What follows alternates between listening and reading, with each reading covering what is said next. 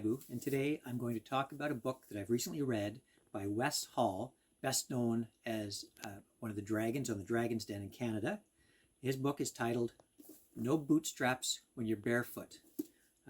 This is, as he describes it, my rise from a Jamaican plantation shack to the boardrooms of Bay Street.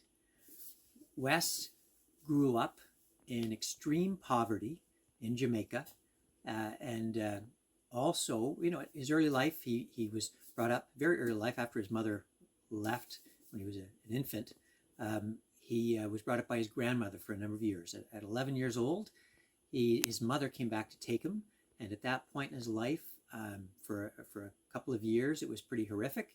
He underwent a lot of beatings at the hands of his mother and a lot of cruelty, verbal abuse as well. And in spite of the poverty and the treatment, Wes still maintained a very strong sense of self. He was extremely determined and very, very hardworking.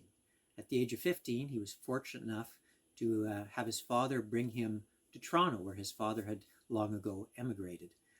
So at 15, Wes started his life in Toronto, and again, come from Jamaica. He thinks he speaks English, but nobody could understand him here in Canada.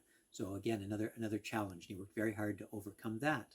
But this is somebody who really came from nothing, and through a lot of adversity, still had the determination to put himself out there, to work, to continue with his education, to finish high school, even though it was much more challenging in Canada than it would have been in Jamaica. And even in spite of beatings, he broke out on his own.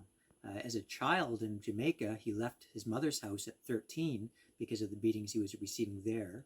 For 2 years, he managed to survive on his own before his father finally took him to Canada. At 15, he stayed with his father and stepmother and family until he was 18. And the challenge there was his father at one point, though he felt a good man and a good character overall, his father at one point thought he deserved a beating, and he pulled out a rubber strap made from a tire and started to beat Wes. And that just brought back horrific memories of childhood. Wes was determined not to go through that again. So when he turned 18 and was legally allowed to stay on his own in Canada, he left and again went out on his own. And he took up a number of small jobs. And though facing challenges at many, many different steps, many levels, there was an undercurrent of racism that followed him all through. Fortunately, in a way, fortunately for him, is he didn't always recognize it in the beginning. It didn't deter him. It didn't stop him. He wasn't necessarily aware that it was racism. So in his mind, he didn't know he couldn't do something, and he kept moving forward. He was is a very incredibly determined person with a very strong sense of character and sense of self. So at some point, or at one point in his life, he had an opportunity to start up his own business. In the stock proxy business, he was trying to garner stock proxies for annual general meetings, for how people vote for the shareholders of certain companies. And he was very innovative and creative and extremely hardworking, very good salesperson. And he kept finding ways of increasing the amount of business that could be done, and therefore the fees that could be charged, often to the chagrin of his coworkers or even his superiors. They felt, who are you thinking you can do this? But Wes was determined. He kept doing that. At every turn, he wouldn't let adversity stop him. So eventually he started up his own business in the proxy business, and he was incredibly successful. He grew his company dramatically, became a wealthy boardroom member in Toronto's Bay Street. And eventually, with his abilities and capabilities, he wound up becoming a dragon on Dragon's Den.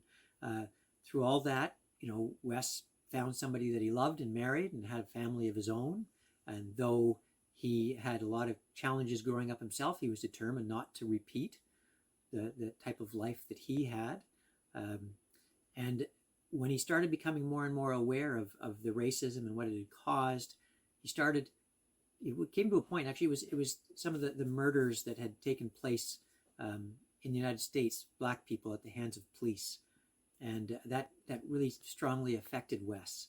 And he finally decided that it was time in his life to do something about it. And through that, he started an organization called Black North. And from that, there was what he called a CEO, or what is called a CEO pledge. So the Black North CEO pledge.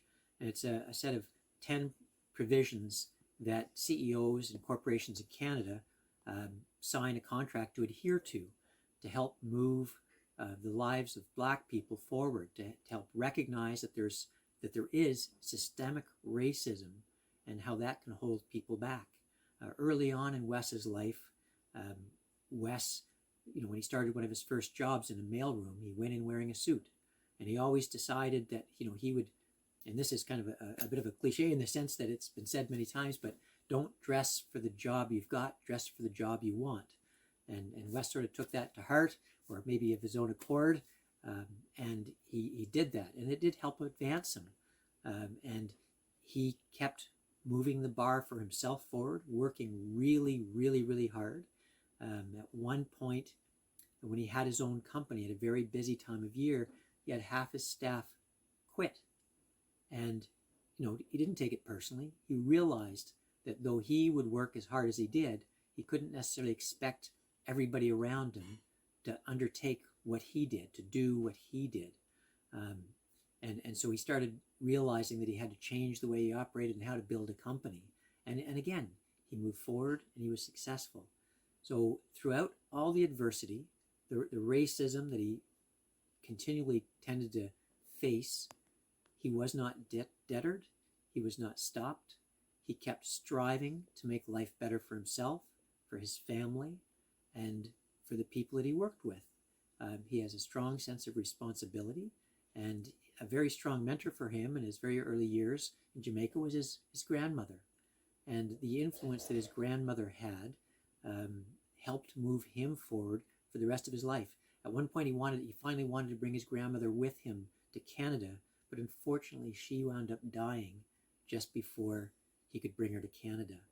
That's something that really, really bothered him. And so he tried, at that point, he decided, don't wait for something. Don't wait for what's best.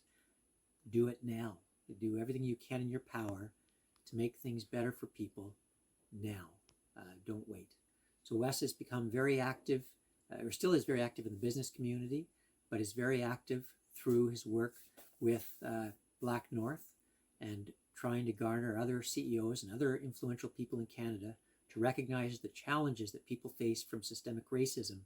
You have to admit, anybody in life, when you're told you can't do something, when you see roadblocks at every turn, it's hard to move forward.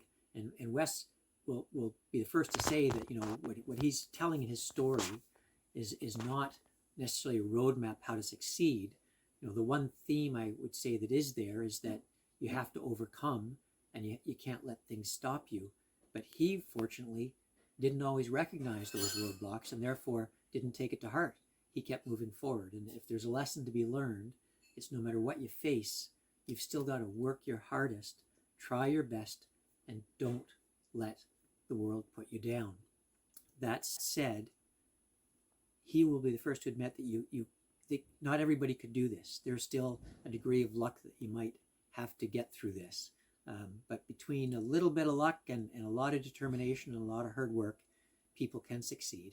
And for us, for our part, as a reader, as other people within the country, we have to recognize the challenges that many other people in our country face, whether they're from Canada and born into poverty or from outside of Canada coming to the country for the first time. Imagine the challenges coming to a place where you don't speak the language, where you don't understand the culture or the rules, and you still have to make your place in the world. It's challenging, and for our parts, we should do our utmost to be accepting, to be helpful, and to help people make it in their lives as best they can and as best we can. So thank you. I appreciate your taking the time to listen to me today, and I strongly recommend this book, Wes Hall's autobiography, No Bootstraps When You're Barefoot. It is an exceptional read, a great story, and very enjoyable. Told in the first person, it's like you're a part of the story. Thank you.